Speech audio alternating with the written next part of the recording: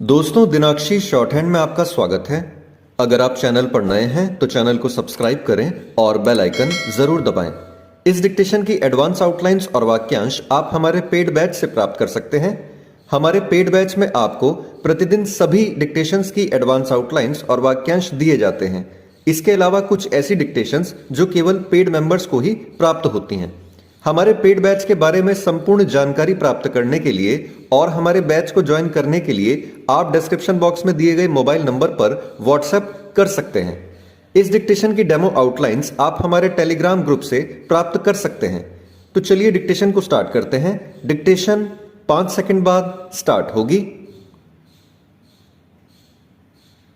Ready, start.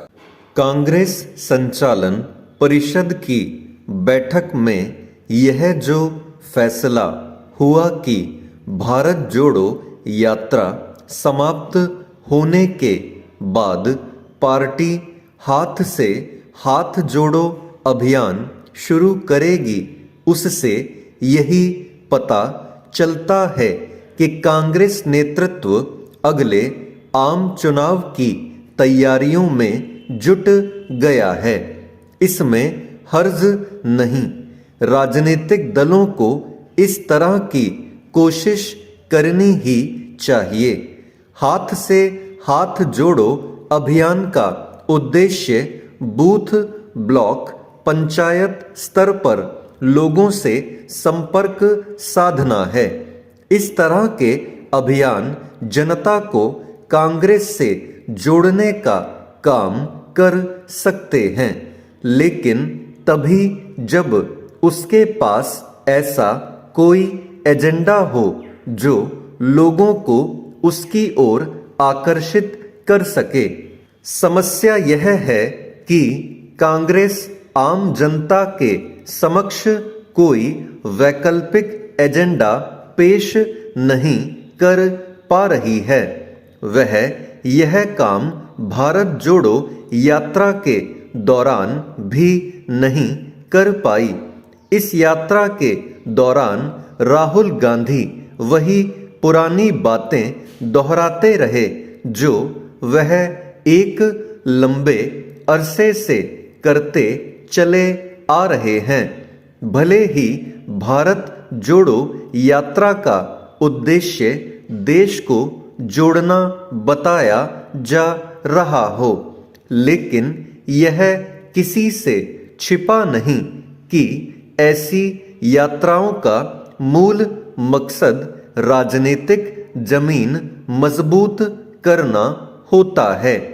किसी दल की राजनीतिक जमीन मजबूत हो रही है या नहीं, इसका पता चुनावों से चलता है।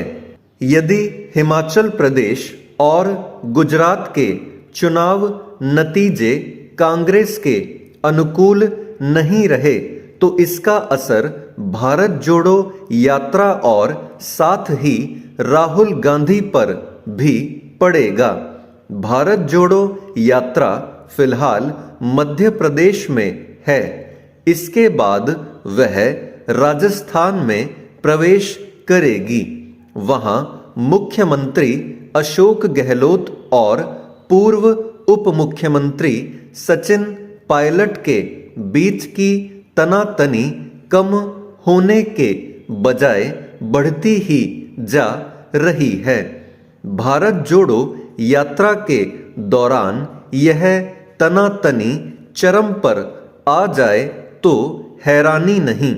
इसकी भी अनदेखी नहीं की जा सकती कि इसी यात्रा के दौरान केरल कांग्रेस में आपसी खींचतान देखने को मिली और उसके पहले जम्मू कश्मीर में पार्टी दो फाड़ हो गई। इसके अलावा तेलंगाना उपचुनाव में कांग्रेस ने अपनी विधानसभा सीट खो दी। कांग्रेस को इसकी तह तक जाना चाहिए कि ऐसा क्यों हुआ। चूंकि ऐसे सवालों का जवाब नहीं मिल रहा है, इसीलिए बार बार यह कहा जा रहा है कि कांग्रेस को भारत से पहले पार्टी जोड़ने की आवश्यकता है। कांग्रेस में आपसी गुटबाजी खत्म होने का नाम नहीं ले रही है। यह जो उम्मीद की जा रही थी कि मल्लिकार्जुन खड़गे के अध्यक्ष बनने के बाद पार्टी में गुटबाजी पर लगाम लगेगी, वह पूरी होती नहीं दिख रही है।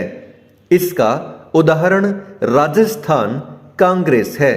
भले ही मल्लिकार्जुन खड़गे यह कह रहे हों कि जवाबदेही पर खरे न उतरने वाले नेताओं के खिलाफ कार्रवाई की जाएगी, लेकिन कोई नहीं जानता कि राजस्थान कांग्रेस के उन विधायकों के विरुद्ध कार्रवाई क्यों नहीं हुई जिन्हें अनुशासनहीन पाया गया था। स्टॉप।